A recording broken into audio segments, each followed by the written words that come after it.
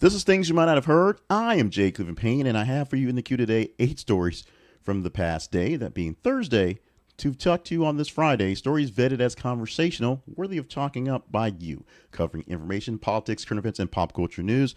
On the docket today, we have tariffs, oh, the beautiful tariffs, Lesotho, oh, the beautiful Lesotho, and SpaceX, well, not so beautiful, at least yesterday afternoon. But we'll get into those stories and 5 other stories and plenty of other Trump must things to get into. Now, I'll explain the vetting process at the end of the headlines. The 8 we'll give you to you today. So stick around for that. Get through the whole headlines. We'll tell you how this actual show and how our old program here for the Conversation Project works.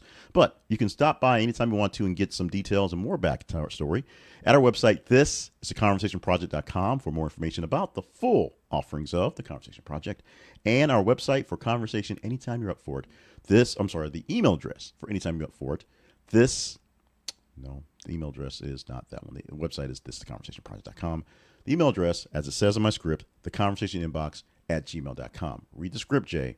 Read the script. Let's get into the news headlines for today. It's Friday. It's March the 7th, 2025. There's no particular order that these stories are in. We'll explain how engagement and things work to get these stories into the lineup.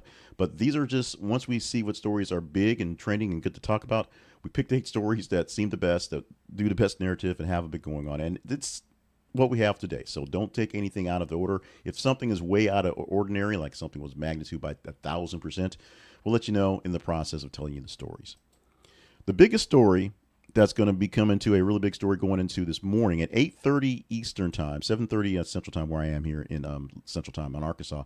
The jobs report will come out, and we're expecting an improved jobs report, but we'll see what impact happens, because what the story we're getting from yesterday, doesn't have enough time to actually marinate into the actual news. Now, the story headline for yesterday, talking this morning, is job cuts surged 245% in February due to federal government layoffs.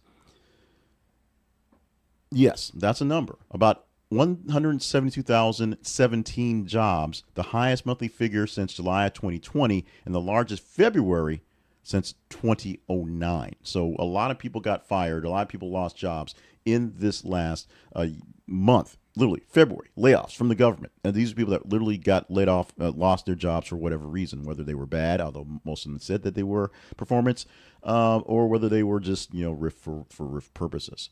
The primary driver was DOGE, the Department of Government Efficiency, which basically went through with slashing costs and saw people they saw were unnecessary, or groups, full agencies as unnecessary, and shut them down and send people home.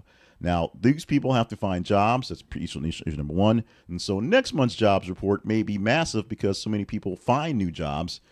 Chances are that many people won't find that many new jobs that quickly. Most of these folks will kind of either sit idle looking for better jobs or jobs that at the same level, or if they're older, they may disappear from the workforce itself, which will be something that actually hurts the jobs number, because as less people are looking for jobs, you think it's a better thing, but it's also doesn't see the growth in the economy. If more people just give up, then they don't count as job seekers, so you don't see that as a movement in people trying to get stuff. Now, people looking for jobs is great. People getting jobs is better.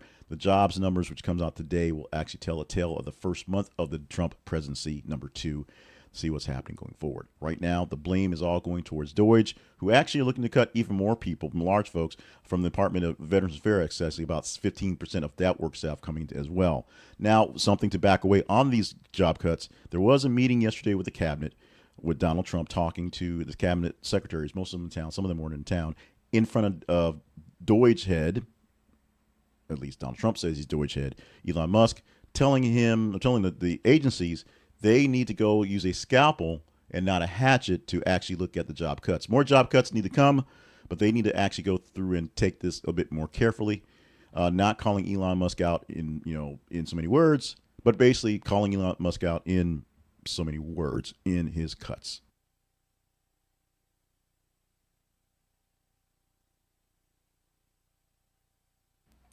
Let's move on to the second headline for this morning. Trump pauses auto tariffs on Canada and Mexico. Now, stop me if you heard this one before. Donald Trump has announced a temporary suspension of the 25% tariffs on imports from Canada and Mexico, offering a 1-month reprieve from goods that meet the 2020 free trade agreement rules. Yeah, you've heard that one before. The decision marks a significant policy shift as the tariffs were initially imposed just days earlier, leading to a market volatility and concerns among businesses. Now, Donald Trump is not saying it's just the markets that's making the issues, and the market didn't actually rebound yesterday when you got the news that he was going to hold off these tariffs for one more month. This follows some discussions with Mexican President Claudia Sheinbaum, who was trying to work on some things and deploying troops to the border to fight drug trafficking, and with Canada also putting on a fentanyl czar. Essentially, the things he wanted people to fight the fight against drugs and against illegals have been put in place. Technically, we're already going to be put in place, but that's beside the point. And things have changed slightly because there wasn't very much going on. In fact, the numbers of people crossing the border last month was a low number. However, the reality of these tariffs, which are supposed to be what he promised, is the fact that it's going to disrupt many industries, including the auto industry, where many pieces, many cars, and many folks go back and forth, basically a tariff each time.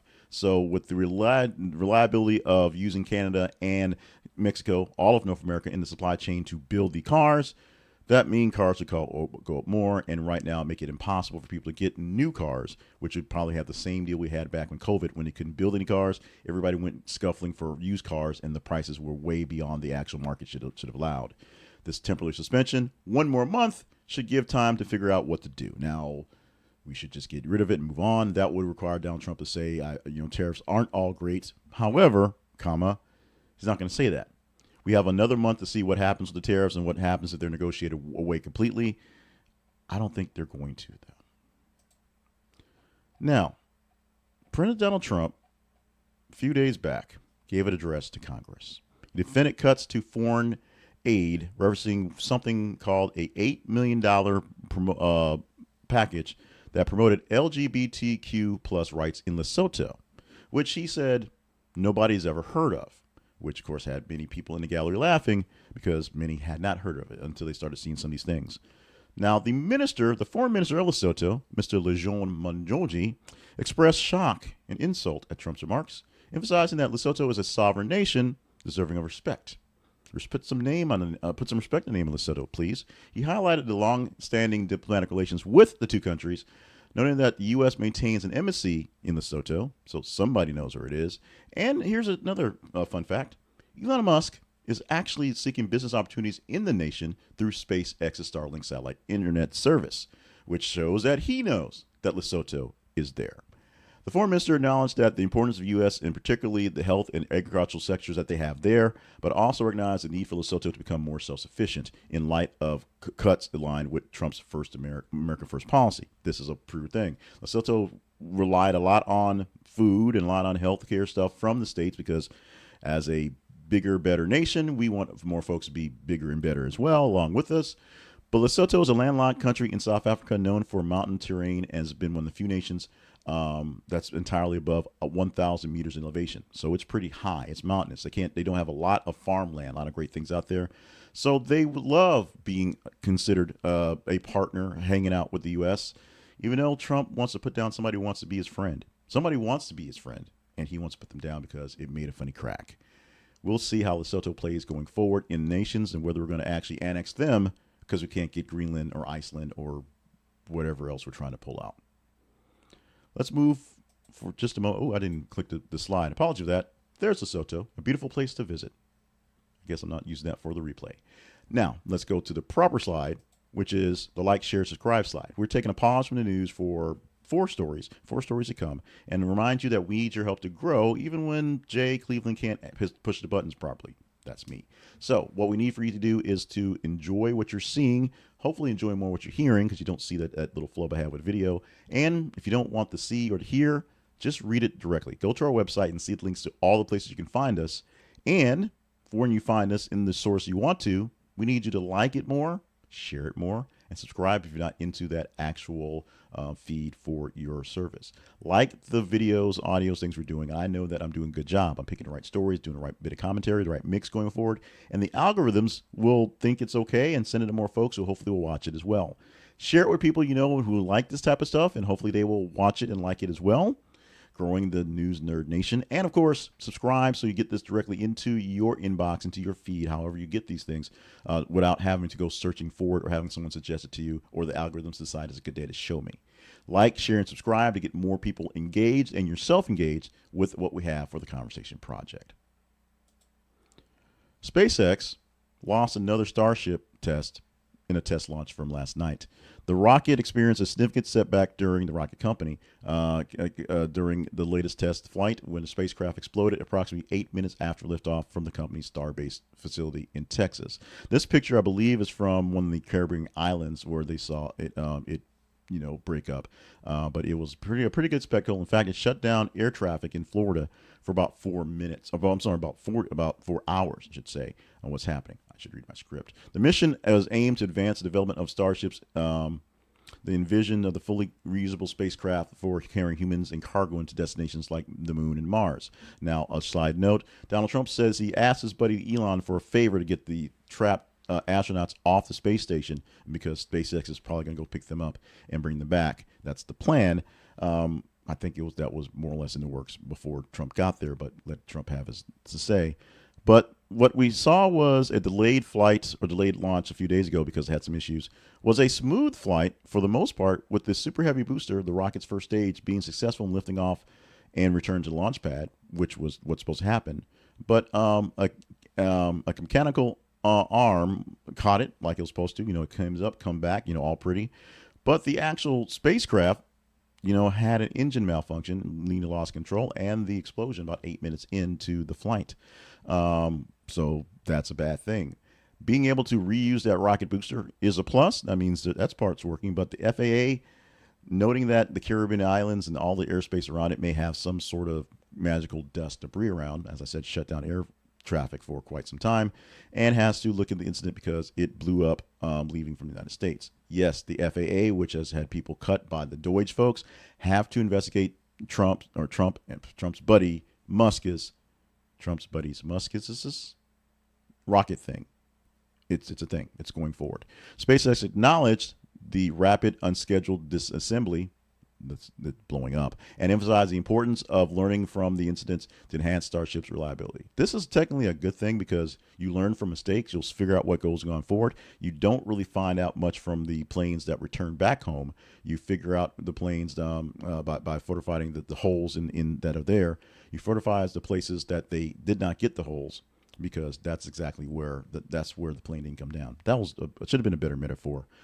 Lost that totally. Sorry about that. It's Friday. Been a long week. We're going to move on to number 6. This one we need to pause to get into because this is a very deep and heavy story.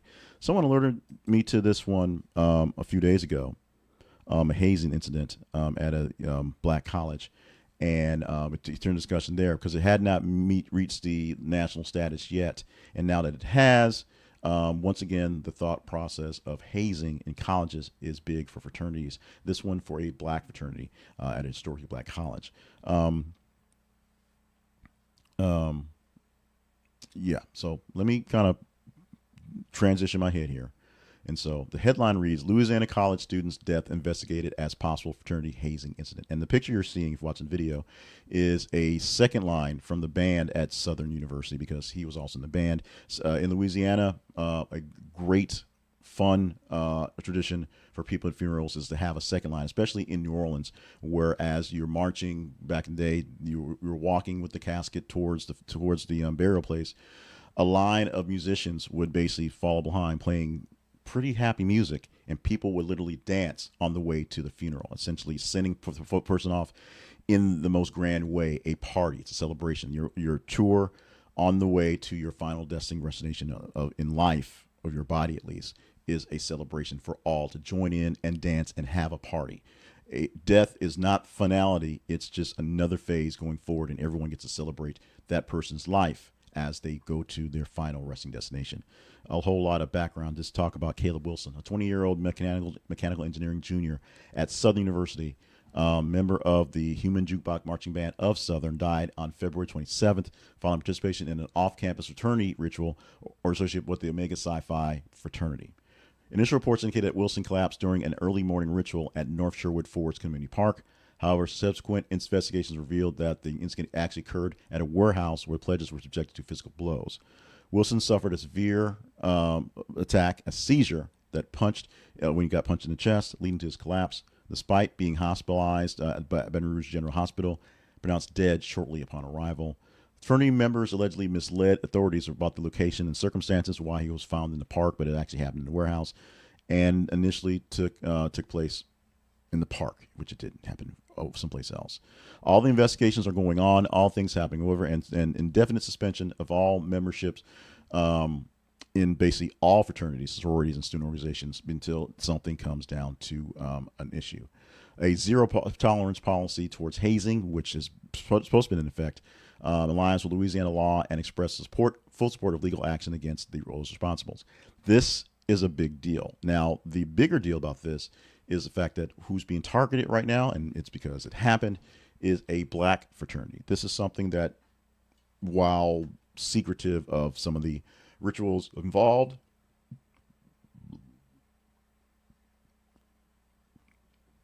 normally when a story goes national like this on hazing, it's usually a white fraternity, and it's usually something like alcohol. That's just sort of the MO of this one. There was a drinking thing. They had the pledge, drink a bunch of stuff. He drank too much. He got sick. He died. That's usually what happens.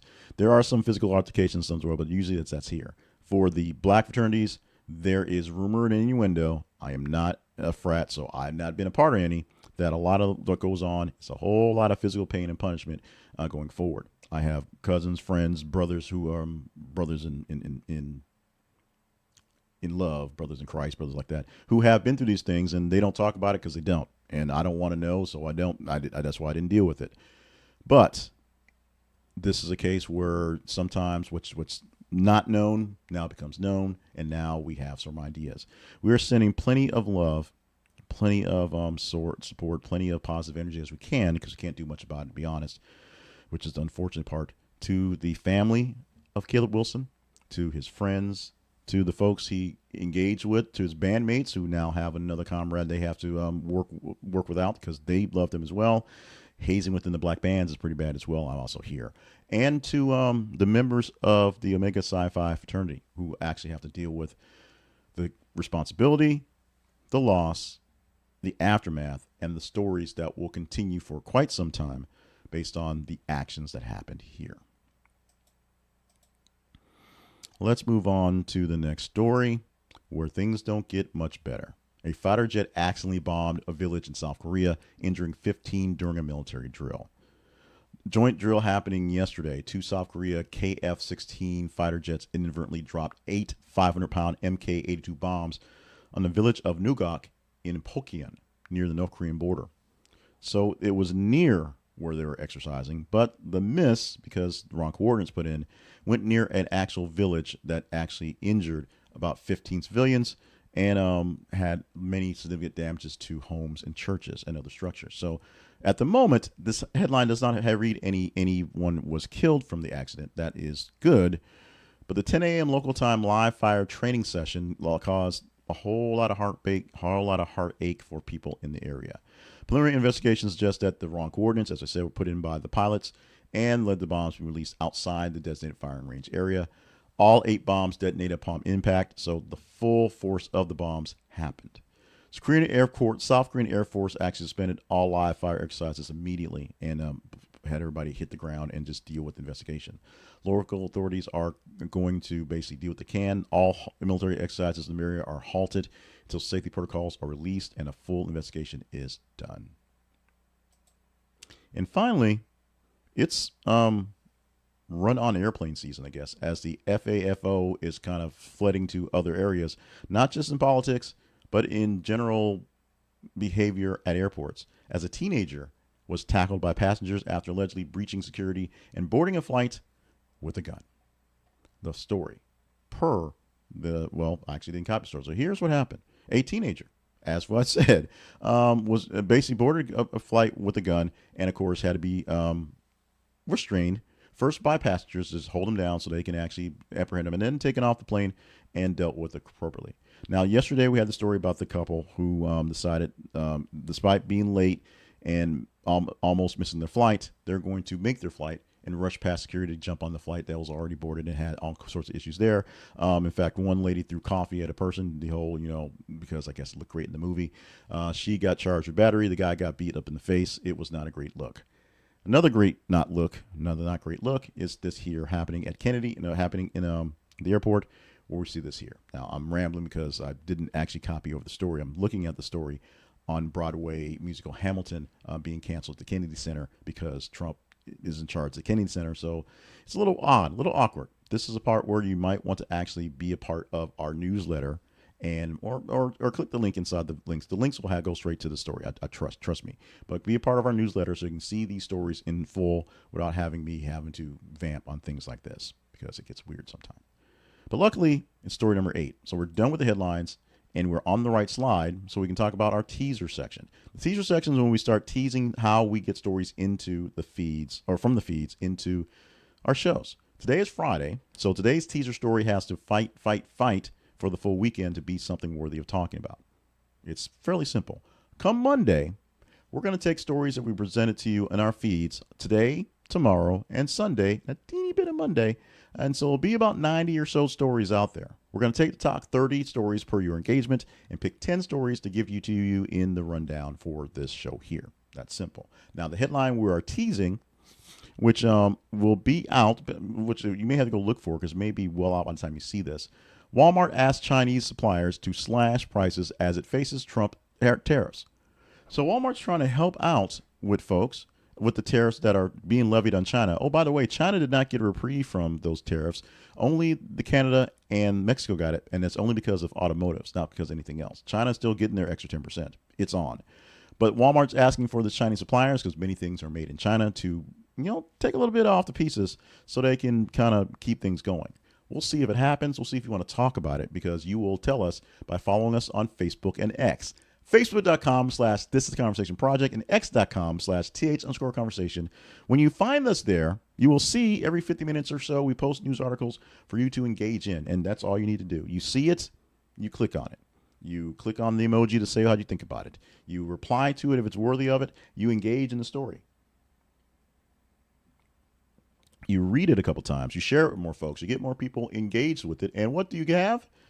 A story with a number, an engagement score. Between the Facebook and the X, we look at what stories have the most engagement, and we give you the top ones from that batch and pull from those. So like I said, Monday, 10 stories, top 30 of the weekend. For the rest of the week, we'll give you 8 stories from the top half of the day. It's that simple. If you don't like the story we posted, email us. Let us know which ones you think we should have got in there. It may have been in range and we picked another story. It may not have actually got the engagement you or I thought it would get. And so we'll explain that back and forth in comments or via email. We are sponsored today by Ground News. We want you to stop by our link because it's an affiliate link. That way we get a small commission. This is theconversationproject.com/Ground News. And you can get in on great news and get past the bias by literally seeing what the bias is seeing what the bias is. Yeah, that's what you're doing. You'll see the source of the news story from all the sources, whether they're sources you like or dislike, whether they're sources you trust or distrust, whether they're sources you know or maybe don't know. Because you can see where your news is coming from. Then you can compare the different media outlets, the different media coverage, and you can get your full story, what you want to believe going forward. Now, granted, people who are siloed want to believe what they want to believe what their people's telling them. But you also want to know what the other side is saying so you can actually have those discussions. And the blind spot feature is a great feature because you can find out what the other side is talking a lot about that your side doesn't want to talk about, whether because it really is a minor story or it's actually something fairly major. They just don't want you to have that one in your arsenal to bring you away. Check it out today, and our link, this is theconversationproject.com/Ground News. Why am I sending you there? Because they are offering you up 40% off their Vantage plan to get the full story on everything. So you want to get that discount and help us out as well. Check it out at thisistheconversationproject.com/Ground News. See beyond the headlines and think beyond the bias. Get the full story, the full stories from the full sources at Ground News. The Conversation Project lives online at thisconversationproject.com. On Fridays, we give love to our partners, people who give a little extra because they give a little extra financially to keep us going.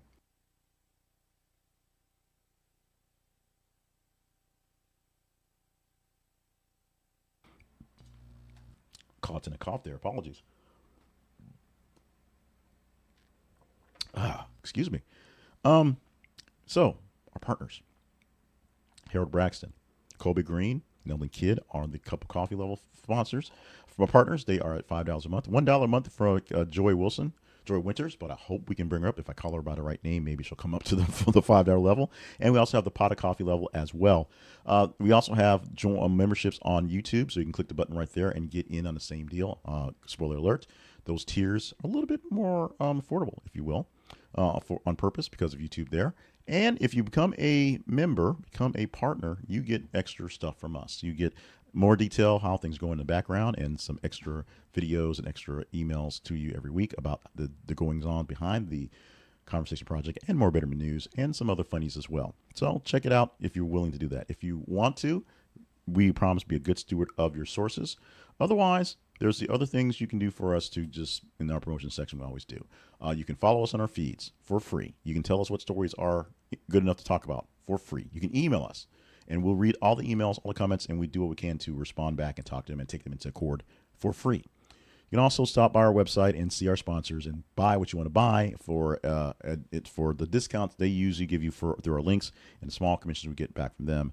And, of course, see all what we can do for you at the Conversation Project. Now, we also have to promote what's coming up for the weekend. And today is Friday, March the 7th, 2025. We have the weekend show, the weekly roundup, which are 12 stories that we produced this last week. Yeah, we had one day with no show, but we still produced the newsletter. So we have 12 stories from the 58 stories we produce all week long.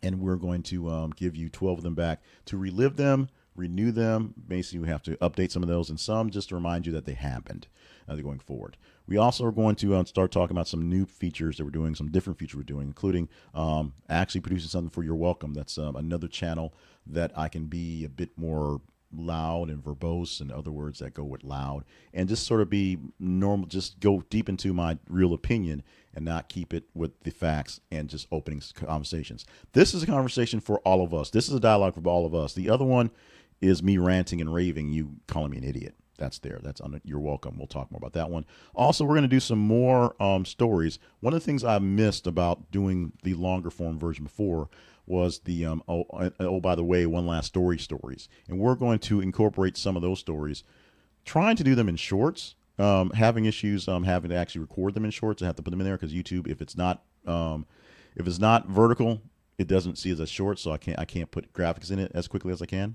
A little inside baseball, but we're going to do more of those little quick, quirky stories, more of them in short versions, more of them outside of the rim of the real scope of news, but some of them will get in there as well because we wanted to kind of up the ante on some of them as well. So look for more of those really quirky stories. Last night, there was a story we put out on Facebook and on TikTok. I'm sorry, Facebook, on YouTube and TikTok about a woman who ran a marathon, a ice marathon, in a polar bear suit and got a world record.